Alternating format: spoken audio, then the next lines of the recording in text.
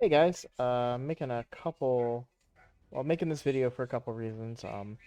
So we were talking in clan today. Most of you were obviously there, um, but I had a lot of great feedback from the clan members about my videos, and I'm thinking that I'm gonna start doing the videos instead of just gearing them directly to the clan. I'm also gonna start directing them to other people. Maybe try to script it out a little bit more to get rid of a lot of the ums and uhs that I tend to do. But the main purpose of this video today is going to be to talk about Allure versus Gnut. So I don't have Allure, as you can see right here. She is my most wanted non-void epic. Well, she was up until they announced Gnut.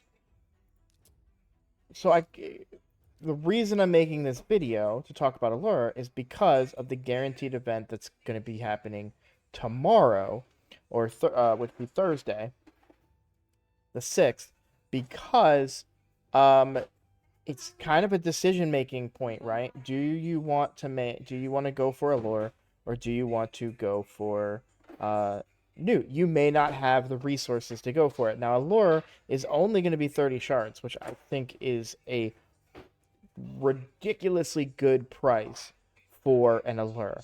Um, if you can go for both, you should go for both. Um, but I wanted to do a quick video about the comparisons between Newt and Allure, just to kind of get an idea about how they're going to benefit your account. Okay? So, first things first, I'm going to talk about Allure. Let me find her here. We're going to go over her kit real quick. So, the main reason that Allure is so good is for her turn meter reduction. So she does attack 3 times at random. This is an important part. It decreases the target's turn meter by 25% on each critical hit. Then she has decreased defense and sleep, and has a 50% ignore target defense and an increased chance of getting a critical hit. But again, the main reason that people want to lure is because she decreases the target's turn meter by 25% on each critical hit. She hits 3 times. That's 75% turn meter reduction on her A1 every time. Like you can turn off the A2 and the A3, and she's just a turn meter machine, just like Armiger, but better because Armiger, I think, is only 25%. If not, or it might be 30%. Yeah, 30%. So Armiger is 30%. She's doing way more than that. So me right now, my team for Dark Fae, and even because I can't look at Dark Fae right now because she's not in rotation, we can look at my Fire Knight team. And you'll see my Fire Knight 21 team. I use Armiger and Coldheart. These are my turn meter reductions. This is for shields, this is to clear the waves, and this is for survivability. And so if I put Allure right here,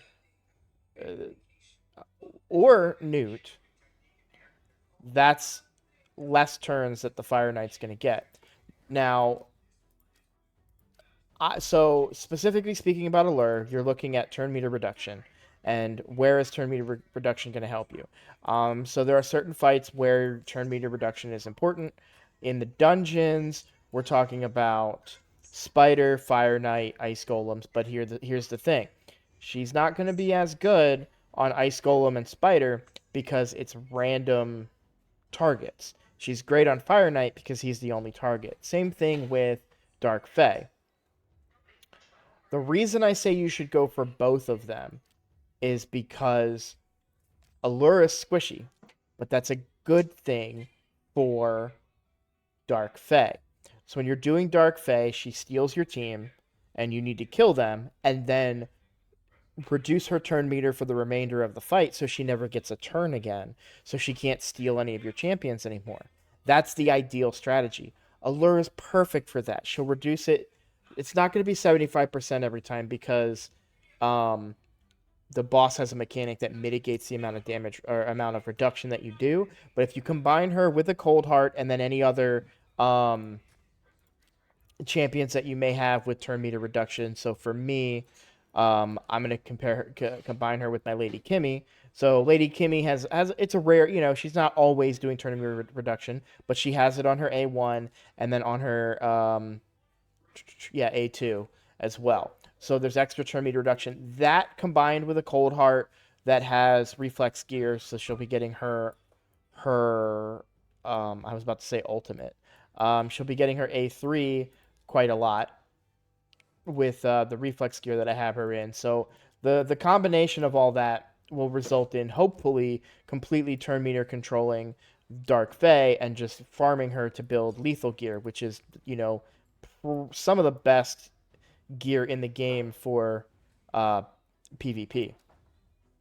So I think Allure is still better on Dark Fae because she's squishy. She's easier for the nuker to kill. So right now, my comp, which I obviously, like I said, I can't show you, I have Arbiter to speed us up and go before the Dark Fae. Um, then, or show, sorry, she goes right after Dark Fae. So Dark Fae steals my team. Arbiter then gives speed to my team. Then my Kimmy goes next, and she decreases their turn meter. Then my Elhain goes, she nukes their Arbiter, and then nukes their team.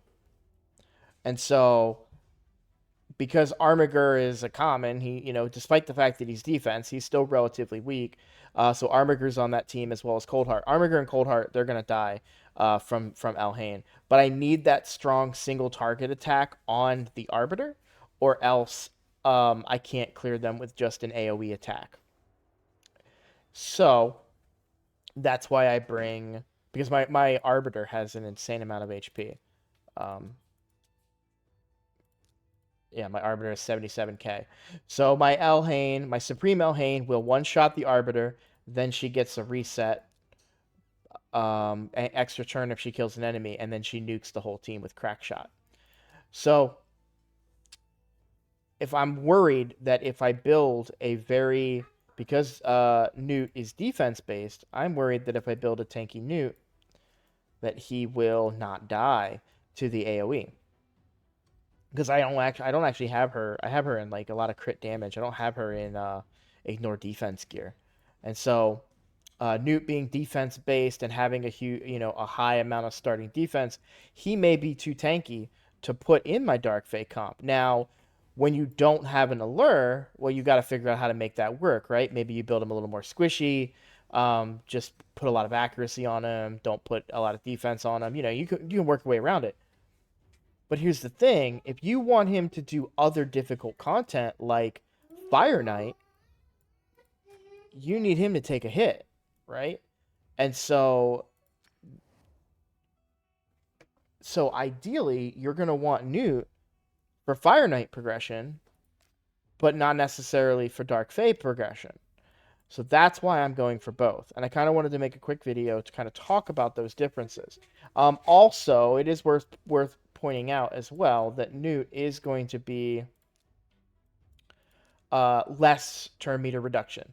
And so it's a 100% chance when booked that he will decrease the target's turn meter by 15%. So he's not going to be hitting the 75% that Allure can.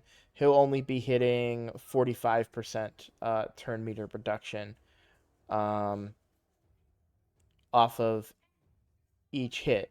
But where he brings a lot of value is that he also works on Fire Knight hard. Allure does not work on Fire Knight hard. In fact, no one would if you brought Allure on Fire Knight hard, you're just wrong. You would never want to bring her on Fire Knight hard. You would want somebody that can freeze instead. So Gnut works perfectly in that he can do normal Fire Knight and have the survivability that Allure lacks, while also bringing freeze for Fire Knight hard. And then, of course, outside of just the turn meter factors, he hits hard. He brings good debuffs. Like he's just a good uh champion to bring. So he's better than Allure because he's more well rounded. But there are certain areas that he may be less beneficial, and I think that you should, if you can, go for both. Now Allure is going to be 30 ancients. As you can see, I've got 63, so I have more than enough. You may not have more than enough. But it is something that's worth considering. So, anyways, that's really all I wanted to do was just make that quick video and see and let you guys know my thoughts on the Allure versus the Gnut conversation. But that's pretty much all I have for you guys today. So I'm gonna reach out to a friend of mine that's an editor, try and see if he wants to help me out, maybe polish up these videos a little bit, maybe start doing face cams. If you guys want that, if you guys want to see my face, let me know. Put it in the comments. If you want to see a little bit more polished to these videos, a little bit more scripted, let me know. But my subscriber count's going up. I'm getting a lot of positive comments, and I'm enjoying making this content. So I'd like to continue doing that. And if you guys want to see it, the best way to promote the content is to put something in the comments for the algorithm. It's to share it with your friends, do what you guys can. But yeah, let me know. Have a great rest of your day, guys.